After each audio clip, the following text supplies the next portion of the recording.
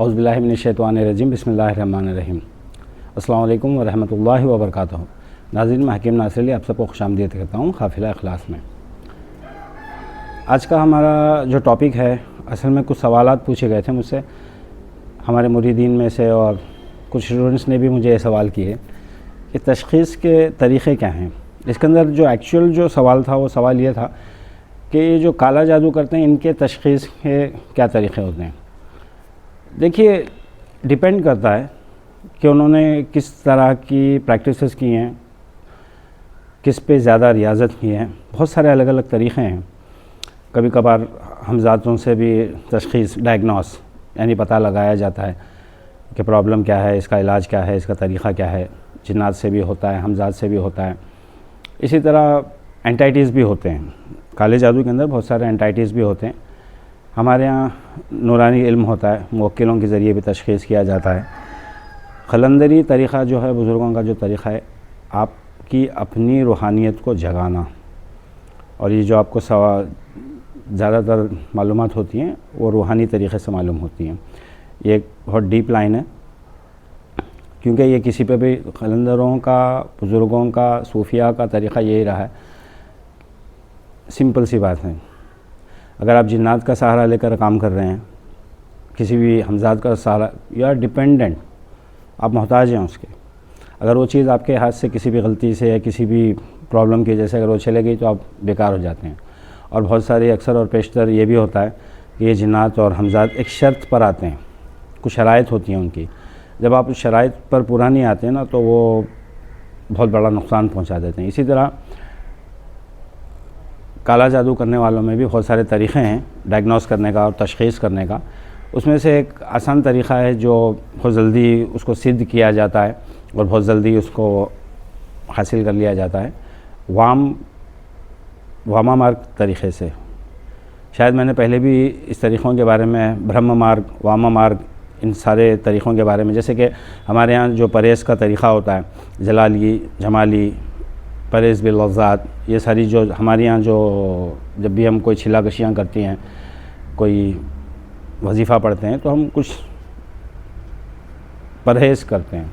इसी तरह उनमें भी परहेज़ होते हैं, काला जादू करने वालों में भी और दूसरे तरीक़ों में भी परहेज़ होते हैं, जिसमें से एक तरीक़ा है वाम मार्ग तरीक़ा। वाम मार्ग तरीक़ा ये इतना ख़तरनाक है। देखिए, एक चीज़ याद रख लें, भले ही काला जादू में जो भी प्रैक्टिसेस की जाती हैं, जो भी परहेज़ किए जाते हैं, और नूरानी में हो या नारी में हो, जहाँ पर भी जो परहेज़ किए जाते हैं, जो छिल्लाकशियों के वक्त में, दौरान में जो प्रैक्टिसेस की जाती है, सब में एक मकसद पक्का होता है। एक चीज़, असल में यूँ कहें तो दो चीज़ें पक्की होती हैं।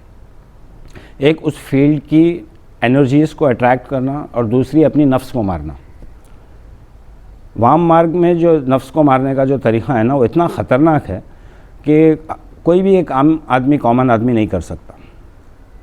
हमारी आपकी बात छोड़िए, एक नॉर्मल आदमी बिल्कुल भी नहीं कर सकता, वो बिल्कुल भी नहीं कर सकता। क्योंकि ये असल में क्यों होता है कि वो अपनी नफ्स की मुखालिफत करते हैं। वो इतनी ऐसी बुरी तरीक़े से नफ्स की मुखालिफत करते हैं जिसकी कोई इंतहा नहीं है। जैसे कि अपनी ग़िलाज़त खाना। अब कोई भी इंसान अपनी ग़िलाज़त नहीं खा सकेगा।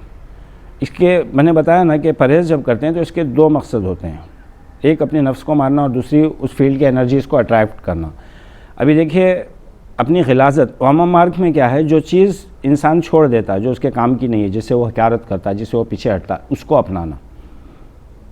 मुर्दों का गोश्त भी खाया जाता है, मुर्दों पर बैठ के रियाज़तें की जाती हैं, अपनी ग़िलाज़त को खाया जाता है, पेशाब पिया जाता है।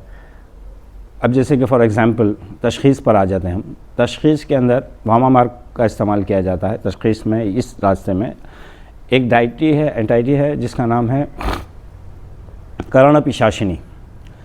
ये डायग्नोसिस के लिए यूज़ किया जाता है, तशख़ीस के लिए इस्तेमाल किया जाता है। क्योंकि कर्ण पिशाचिनी जो है, हालांकि मशहूर है कि ये फ्यूचर भी बताती, फ्यूचर कोई नहीं बताता, ये बात बेकार है। पास्ट बताती है, प्रेजेंट बताती है। इसके एनालाइजिंग में कुछ सॉल्यूशंस निकल जाते हैं, वो कोई भी कर सकता है हिसाब किताब, 2 + 2 4 ऐसा कुछ होता है। बट फ्यूचर नहीं बताती है, फ्यूचर बिल्कुल नहीं बताती है। बट लोगों का वहम है, भ्रम है कि ये फ्यूचर भी बताती है। अब कर्ण पिशाचिनी को सिद्ध करने के लिए ईजीएस्ट तरीक़ा, इसको कहते हैं कि ये बहुत सारे रूपों में आती है, नहीं, एक ही रूप में आती है, औरत के रूप में आती है, बीवी के रूप में आती है।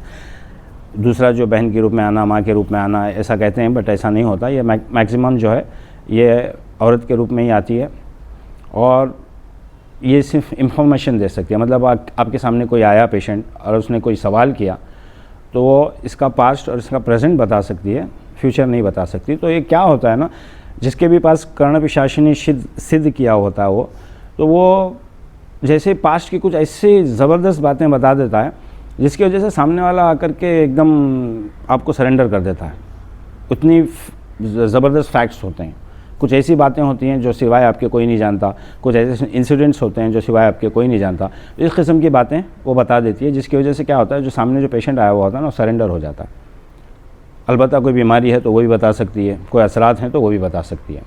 तो यहाँ तक ये हद है, फ्यूचर वगैरह कुछ नहीं बताती। तो इसको सिर्फ डायग्नोसिंग के लिए यूज़ किया जाता है। अब इसको हासिल करने का तरीक़ा इतना ख़तरनाक है कि हर किसी के बस की बात नहीं है, लेकिन पावर के भूखे जो लोग होते हैं ना, वो कुछ भी कर गुजरते हैं। आज भी लोग इसको सिद्ध करते हैं, आज भी लोग। केरला में, मैं केरला में हूँ तो मुझे इसीलिए ये टॉपिक याद आया, तो मैं इसके लिए इसके बारे में बात कर रहा हूँ। केरला के बहुत सारे आमिलीन कर्ण पिशाचिनी को सिद्ध करते हैं। इसको सिद्ध करने का आसान तरीक़ा, मतलब इसको जल्द से हासिल करने का तरीक़ा क्या है कि इसको ज़्यादातर आकर 13, 14, 15 जो चाँद की जो तारीख़ें होती हैं, 13, 14 और 15, इस हिसाब से रखते हैं कि पूर्णिम पर ये ख़त्म हो जाए, पूर्णिम की रात ये ख़त्म हो जाए, पूरे चाँद पर ये ख़त्म हो जाए। इसको इस तरह प्रैक्टिस की जाती है। अब जब आप बैठ रहे हैं इसका जप करने के लिए, इसका मंत्र पढ़ने के लिए, उस टाइम पर क्या करना पड़ता है, 10 दिन आपको गंदा रहना पड़ता है। ना आप नहा सकते हैं, ना आप ब्रश कर सकते हैं, कुछ नहीं करेंगे, बिल्कुल गंदा रहेंगे। आपका लिबास भी गंदा रहेगा और आप अपना पैखाना भी खाएंगे, पेशाब भी पिएंगे और अपने जिस्म पर भी लगाएंगे। 10 दिन आपको ऐसे ही बैठ करके प्रैक्टिस करना पड़ता है। 10 दिन तक आपको प्रिपेयर करना पड़ता है। फिर आकर के जो पहला दिन होता है इसका सिद्ध करने का, उसको आकर के आसन में, कंफर्टेबल आसन में बैठा जाता है। बैठने के बाद में इसको क्या करते हैं,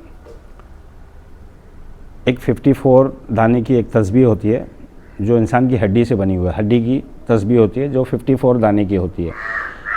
उस तस्बीह से इसका मंत्र पढ़ा जाता है। 54 वाली तस्बीह से इसका मंत्र पढ़ा जाता है, और मंत्र पढ़ने के बाद में तस्बीह को उठा करके वो अपने माला को उठाकर अपने गले में पहन लेते हैं। इसी तरह इन लोगों को 3 दिन इसी प्रैक्टिस पर बैठना पड़ता है।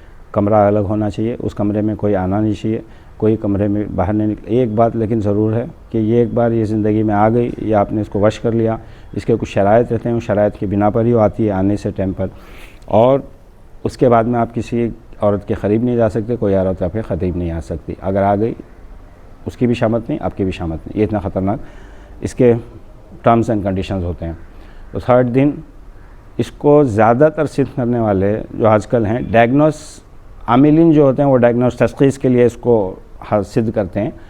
बट डायग्नोस के अलावा भी कुछ और भी शौकीन हैं जो इसको सिद्ध करते हैं किसी और वजह से, सेक्सुअल सेटिस्फैक्शन की वजह से भी इसको सिद्ध किया जाता है।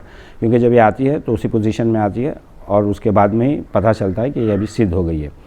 तो वहाँ से मुलाकात के बाद में वो अपनी माला एक्सचेंज करती है। मतलब उसके पास 54 दानों की एक हड्डी की माला होती है जो जिसने उसको सिद्ध किया है, उसके गले में डाल देती है साधक के, और वो माला ये खुद पहन लेती है। उसके बाद में ये सिद्ध हो जाती है। सिद्ध होने के बाद में ज़िंदगी बहुत मुश्किल हो जाती है, क्योंकि किसी औरत के करीब आप नहीं जा सकते, आपके करीब कोई औरत नहीं आ सकती। और जब भी कोई आपके सामने पेशेंट आता है या कोई भी आता है तो ये आपको इन्फॉर्मेशन देती है उसके बारे में, उसका पूरा डिटेल बता देगी, पास्ट का, प्रेजेंट का, बट नॉट फ्यूचर। फ्यूचर ये हरगिज़ नहीं बता सकती। एक लोएस्ट फॉर्म, काली का एक लोएस्ट फॉर्म होता है ये, कर्ण पिशाचिनी इसका नाम है। तो इस कर्ण पिशाचिनी को डायग्नोसिस में, तशख़ीस में, काले जादू के अमलात के अंदर इसको तशख़ीस में इस्तेमाल किया जाता है। तशख़ीस के बहुत सारे तरीक़े हैं इस्तेमाल करने के, जैसे कपड़ा मापा जाता है और पानी में फूंक कर दिया जाता है, नक्शे भी बनाते हैं। तशख़ीस के लिए बहुत सारे तरीक़े हैं। मैं कुछ तरीक़े बताऊंगा जो जनरली जो अताई होते हैं बुज़ुर्गों से, या फिर ज़्यादा जिनकी प्रैक्टिसेस होती है, उनको सिर्फ वो चेहरा देखते ही उनको पता चल जाता है इसका हाल क्या है, इसका इलाज क्या है, इसकी तकलीफ़ क्या है। मैक्सिमम कंफर्म करने के लिए वो लोग नाम ले लेते हैं, फिर भी आकर के अगर कुछ कन्फ्यूजन है तो कपड़ा माप लेते हैं। That is final. इतना ही हमारे तरीक़ों में बस इतनी 3 चीज़ें की जाती हैं मैक्सिमम। एक तो चेहरा देखते ही पता चल जाता है क्या प्रॉब्लम है, क्या चीज़ है, क्या हाल है और उसका क्या इलाज है, एक। और दूसरी बात, अगर उससे भी नहीं मालूम पड़ा तो नाम लेते हैं, नाम, माँ का नाम और उसका नाम लेते हैं, तो फिर उससे भी चेक करते हैं, पता चल जाता है, पूरा डाटा खुल जाता है उसका। अगर उससे भी नहीं हो रहा है, कुछ जादू किया हुआ है जो जिसको छुपा दिया गया है, ऐसे भी होते हैं। बहुत सारे जादू ऐसा होता है कि जादू करने के बाद जादू को छुपा दिया जाता है, खुलता नहीं है किसी के भी ऊपर, या तो फिर कन्फ्यूजन में डाल देता है। तो ऐसे टाइम पर हम कपड़ा मापते हैं। हमारे यहाँ पर तो ये 3 ही तरीक़े हैं मैक्सिमम। मैं बताऊँगा कि कपड़ा किस तरह मापा जाता है और कितना छोटा या कितना बड़ा होने के बाद में क्या क्या चीज़ें हो सकती हैं, इसके जो सिम्टम्स हैं, जो साइंस हैं, वो सारा मैं आपको इंशाल्लाह अगली वीडियो जो बनाऊंगा। ये तो मैंने कर्णपिशाचिनी के बारे में बताया। कर्णपिशाचिनी एक एंटाइटी है काले जादू के अंदर, जिसको सिद्ध किया जाता है वामा मार्ग के तरीके से। 3 दिन में ये सिद्ध हो जाती है। सिद्ध होने के बाद में इससे पास्ट और प्रेजेंट और इसकी जो भी बीमारियाँ हैं, जो भी प्रॉब्लम्स हैं सामने वाले की, वो ये कान में आकर बताती है। इसके लिए इसको कर्णपिशाचिनी कहा जाता है। बट ये बहुत ख़तरनाक होती है, हर किसी की बस की बात नहीं है और बहुत मुश्किल है इसको करना, लेकिन फिर भी पावर के लालच में करते हैं। जैसे कि मैंने बताया कि 10 दिन आकर के आपको बिल्कुल गंदा रहना पड़ता है, और फिर जो 3 दिन होते हैं उसके 3 दिन के अंदर आपको अपना ही गलाज़त खानी पड़ती है, पेशाब अपने जिस्म पर मलना पड़ता है। मल करके फिर उसके जो मंत्र होते हैं वो मंत्र को पढ़ना पड़ता है। तो तीसरे दिन ये हाजिर हो जाती है, इंटरकोर्स की पोजीशन में ही हाजिर हो जाती है, और उसके बाद में आकर के कुछ शराइत के साथ या उन साधक के साथ में रहना शुरू कर देती है। उसके शराइत बहुत ख़तरनाक होते हैं वो शराइत के। और बहुत सारे लोग भी हैं जिनको मेरे पास भी आए हुए थे इस तरह की चीज़ों को करके, केरला में ही हुए थे ऐसे हादसा। उससे पीछा छुड़ाने के लिए इतना तंग कर देती है, आदमी पागल हो जाता है। बहुत बड़ा प्रॉब्लम होता है इसका। तो इसको छुड़वा भी देते हैं। हाँ, लेकिन एक बात है कि इससे कोई काम नहीं लिया जाता। जैसे कि अमलियात के अंदर जादू करने के लिए या कुछ करने के लिए जब किसी एंटाइटी को यूज़ किया जाता है काम करने के लिए, जादू करने के लिए या कुछ भी करने के लिए, या फिर गड़ा हुआ निकालने के लिए, ऐसा कुछ नहीं करती है। ये सिर्फ इन्फॉर्मेशन देती है बस। सेक्सुअल प्लेजर और इन्फॉर्मेशन, ये 2 ही चीज़ें कर सकती हैं, और इसी 2 चीज़ों के लिए इसको हासिल भी किया जाता है। तो 3 दिन तक जब किया जाता है, 3 दिन होने के बाद में भी 10 दिन आपको फिर उसी परहेज़ में रहना पड़ता है। अपनी गलाज़त खाओ, अपने जिस्म पर मलो, ऐसे बहुत सारी प्रैक्टिसेस होते हैं जो वाम मार्ग में मैं कभी एक वीडियो बनाऊंगा कि वाम मार्ग क्या होता है, इसके अंदर क्या क्या किया जाता है, और ब्रह्म मार्ग क्या होता है, इसके अंदर क्या क्या किया जाता है। तो जैसे कि मैंने जलाली जमाली परहेज़ के बारे में बताया, उसी तरह मैं इन परहेज़ों के बारे में बताऊँगा इंशाल्लाह। अगली वीडियो में इंशाल्लाह कोशिश करूँगा कि मैं हमारे जो नूरानी तरीक़े होते हैं डायग्नोस करने के, किस तरह पता लगाया जाता है बीमारी का या सामने वाले का हाल या फिर उसके प्रॉब्लम का सलूशन वगैरह, ये किस तरह पता लगाया जाता है, मैं अगली वीडियो में इंशाल्लाह हो सका तो अपलोड करके आपको बताऊंगा। इजाज़त दीजिए। अस्सलाम वालेकुम रहमतुल्लाहि व बरकातुहू।